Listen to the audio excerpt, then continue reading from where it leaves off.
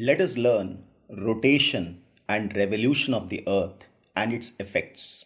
The spinning of the earth around its own axis, which is an imaginary axis, is known as rotation of the earth. Now, this axis is tilted at an angle of 23 and a half from the vertical. And with this tilted axis, the earth revolves around the sun, and that is known as revolution. So these are the two important motions of the earth, that is rotation and revolution. The axis of the earth is an imaginary line passing through the center of the earth as it does on the globe. The two endpoints through which the axis passes is known as North Pole and South Pole. The axis is tilted at an angle of 23 and a half from the vertical. This means that if a line were drawn parallel to the plane of the Earth's orbit, the Earth would make an angle of 66 and a half degrees to this line. Now let us understand the characteristics of rotation. The first one is direction.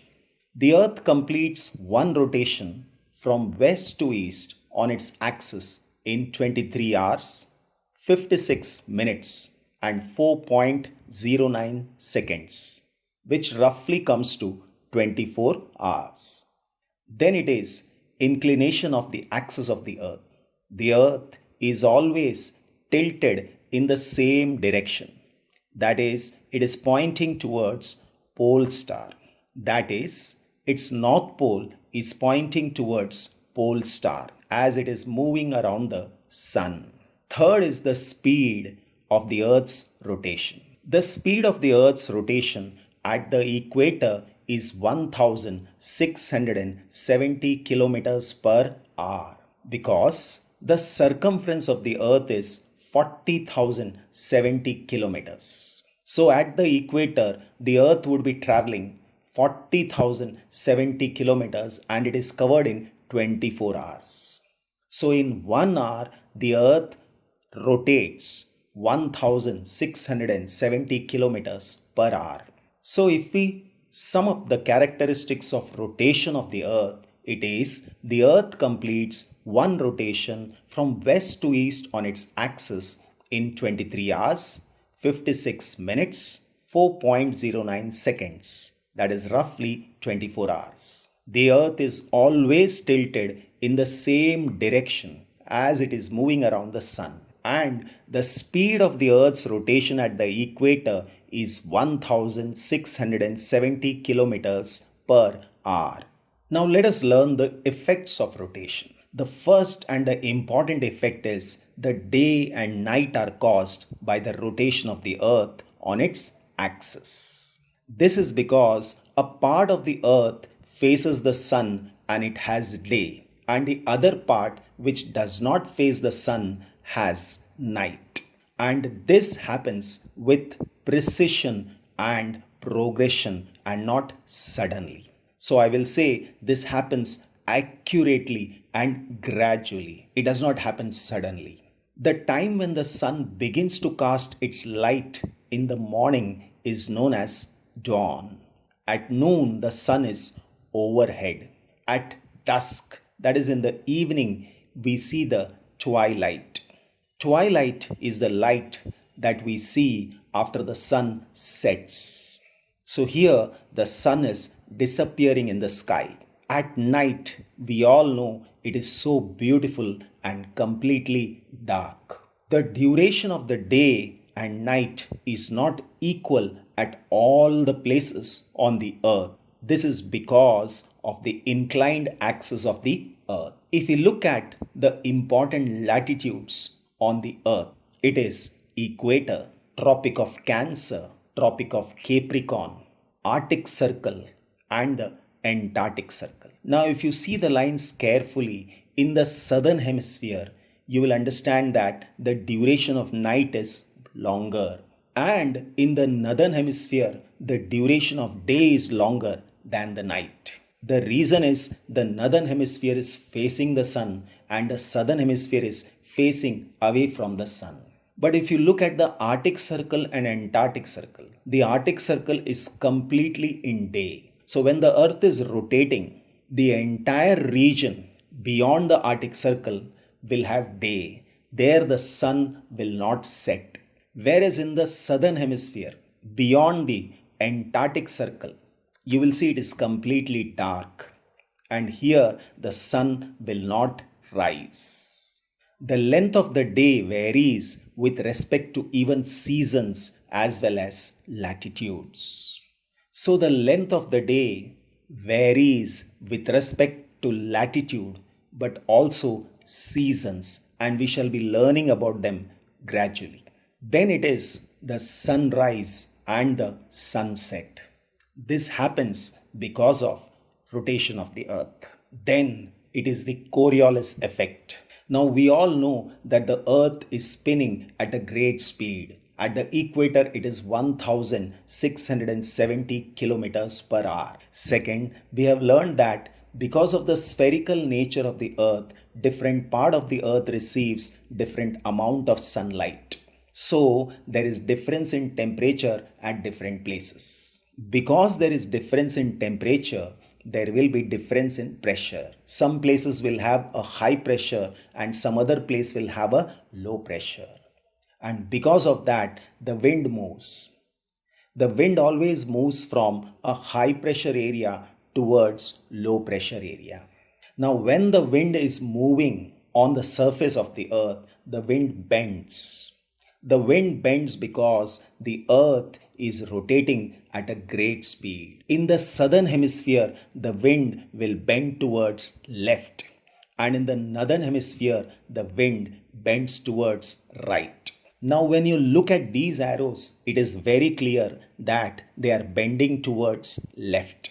But when you are looking at these arrows, it will appear as if they are also bending towards left. But for the arrows in the south, you will be looking from the southern end. Similarly, for the arrows in the northern hemisphere, you have to look at it from the northern end. Then you will see that they are actually bending towards right. So the wind in the northern hemisphere always bends towards right, and in the southern hemisphere they bend towards left. But in the equatorial region, that is region between 5 degree north and 5 degrees south, the wind does not bend.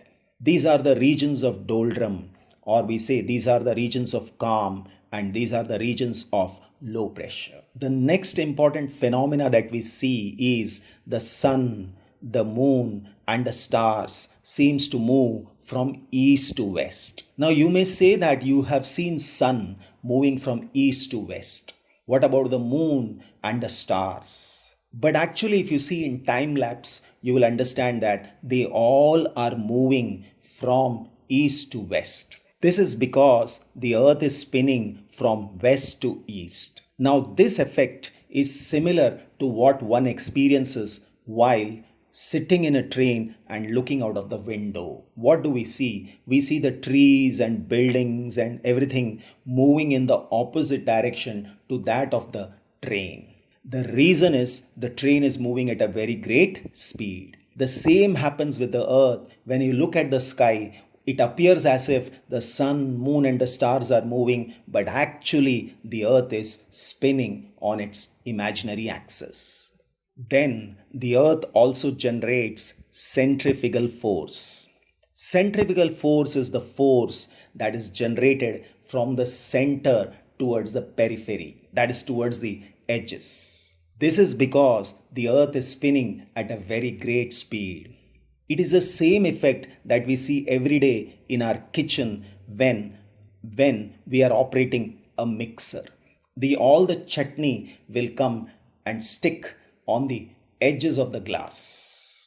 And this is the reason that along the equator there is a bulge in the earth, and the earth is said to be geode shape.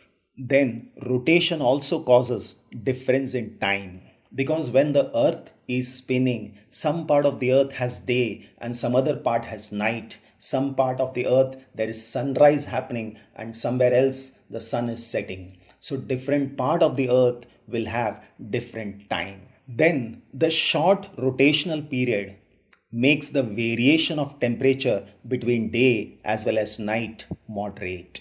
So neither day nor night is extreme, it is moderate. The rotation and revolution also causes seasons and variation in the length of day and night, and we are soon going to learn that. So let us summarize the effects of rotation. The effects of rotation are occurrence of day and night, sunrise and sunset, Coriolis effect. The sun, moon, and the stars seem to move from east to west, centrifugal force, rotation, and we have seen rotation causes difference in time, and the last one is the side of the earth. Now we have seen that the earth is spinning around its own axis, and this axis is tilted. With this tilted axis, when the earth revolves around the sun in an elliptical orbit, that is the orbit that appears like an ellipse. Ellipse means an elongated circle. So when the earth is revolving around the sun in an elliptical orbit, we call it as revolution of the earth, and this leads to various phenomena. The earth moves at an average speed of 29.8 kilometers per second, or it is easy to remember 1 lakh kilometers per hour. So earth is spinning at a speed of 1670 kilometers per hour, and the earth is revolving around the sun in an elliptical orbit at a speed of 1 lakh kilometers per hour. Now if we see the revolution, the sun is not exactly in the center of the ellipse. Because it is not at the center of the ellipse, the earth, when it is revolving around the sun, there are times when it is closer to the sun, and there are times when it is far away from the sun. When the earth comes closer to the sun, that time the speed of revolution around the sun increases. And when the earth is away from the sun, the speed of revolution reduces. This is mainly because of the gravitational force of the sun. Now, the earth completes one revolution around the sun in 365 days, 5 hours, 48 minutes, and 45.51 seconds. But we roughly take it as 365 days and 6 hours. Now to adjust this 6 hours, we have the concept of leap year. And leap year comes once in 4 years. So on the 4th year, February, instead of 28 days, we have 29 days. And in this way, we adjust this 6 hours. Let us learn the effects of revolution of the earth. The first effect is the seasonal changes. Because of the revolution of the earth, we have in the first phase summer, in the second phase rains, in the third phase it is retreating monsoon, and in the fourth phase it is winter. Now how does this happen? Suppose we take these 4 positions of the earth. In the first position, the date is 21st of March. In the second position, it is 21st of June. In the third position, it is 23rd September. And the fourth position, it is 22nd December. When the earth is in the second position, if you look carefully, the northern hemisphere is facing the sun. And when the earth is in the fourth position, the southern hemisphere is facing the sun. But when the earth is in the first position or in the third position, none of the poles are facing the sun. So the inclination of the earth's axis does not have any impact on the sun rays that it receives. So on 21st of March, vertical rays of the sun falls on the equator and the entire earth has equal day and equal night. But as it is moving from the first position to the second position, slowly the northern hemisphere tilts towards the sun. So in the northern hemisphere, the days become longer and the nights become shorter. And this gives rise to summer conditions, and we say in this phase it is summer in India. On 21st of June, the vertical rays of the sun falls on the Tropic of Cancer. This is the maximum inclination of the Earth's axis of the northern hemisphere towards the sun, and this is referred to as summer solstice. As we come to the third position, once again the day and night are equal, and in this phase India experiences rain. When the earth comes to the third position, entire earth has equal day and equal night. And as we come to the fourth position, the date is 22nd December. The southern hemisphere is facing the sun, and the vertical rays of the sun falls on the Tropic of Capricorn. And this is the time the northern hemisphere experiences winter solstice. So the first and the third positions are referred to as equinox because it is equal day and equal night. The first position is referred to as spring equinox, and the third position is referred to as autumn equinox. Then, as the earth is revolving around the sun, there are times when the earth is closest to the sun, and this position is called perihelion. And when it is furthest from the sun, it is called as aphelion. When it is closest, that time the distance is 147.3 million kilometers. And when it is furthest, that time the distance is 152 million kilometers. The minimum distance of the earth from the sun is reached on January 3rd, and the maximum distance, that is furthest from the sun, the date is 4th July. So aphelion happens on 4th July and perihelion on 3rd January. Next effect of the revolution is the creation of heat zones. The entire earth can be divided into heat zones like the torrid zone, which lies between 23.5 degrees north and 23.5 degrees south. This region is referred to as torrid zone or the tropical zone. Beyond 23.5 degrees north as well as south, up to 66.5 degrees, the region is temperate zone. Beyond 66.5 degrees in north and south, it is the frigid zone. So there are creation of heat zones. This again is because of revolution of the earth. So if we sum up the effects of revolution, it is first one, the seasonal changes, inclination of axis and the seasonal changes, perihelion and aphelion positions, and creation of heat zones. Thank you.